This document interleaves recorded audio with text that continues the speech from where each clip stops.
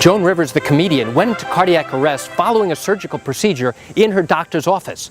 The family, according to the news reports, indicates that they're now contemplating bringing a lawsuit.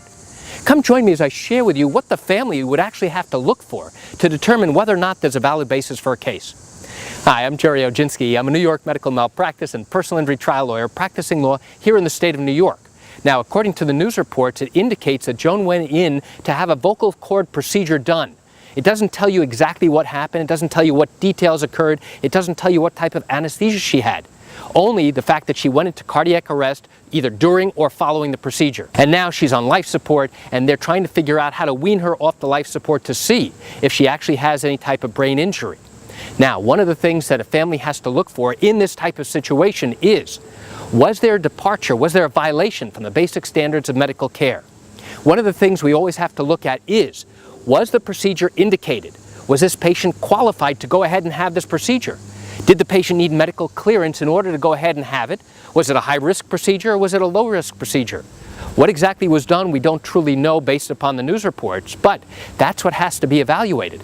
We have to look to see what type of procedure this was, whether or not the patient needed clearance from her primary medical care doctor, and two, was she a candidate for this particular procedure? Then we need to look at whether the procedure was performed properly. According to the news report, it's a doctor, an otolaryngologist, an ear, nose, and throat doctor who is doing something about her vocal cord problem. And then we look to see whether or not he violated any of the standards of care about actually performing this procedure. Then we look to see what occurred after the procedure. Did the patient have a problem? Was there an emergency? Was there something that happened either as a result of anesthetic? Maybe she was over-anesthetized? Was there something about the procedure that caused or triggered her to have a heart attack? We don't know. This is all speculation. But these are the things that an attorney who evaluates these cases on a daily basis needs to look at in order to determine whether or not there is medical carelessness, to determine whether or not there's a basis for a case here. And then we also have to look to see what type of long-term injury or disability she has. Assuming she comes out of this problem with flying colors, then hopefully she won't have any long-term residual injury or disability. But if there is long-term injury or disability, or even worse, if, God forbid, she dies as a result of what occurred to her, now the injuries are entirely different. And here you have a comedian, here you have an actress who's been working for ages, for years and decades in the entertainment industry, making people laugh. Clearly, she's got a long history of earnings and earning potential still, even at the age of 81.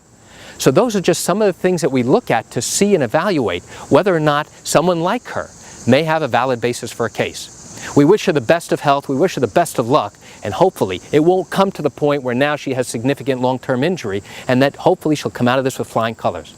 So why do I share this great information with you? I share it with you just to give you an insight and an understanding into what an attorney looks for when evaluating a medical malpractice case here in the state of New York. You know, I realize you're watching this because you have questions or concerns about your own particular matter. Well, if your matter happened here in New York and you do have legal questions, what I encourage you to do is pick up the phone and call me. I can answer your legal questions. You know, this is something I do every single day, and I'd love to chat with you. You can reach me at 516-487-8207 or by email at Gerry, G-E-R-R-Y, at oginski-law.com. That's it for today's quick video. I'm Gerry Oginski. Have a wonderful day.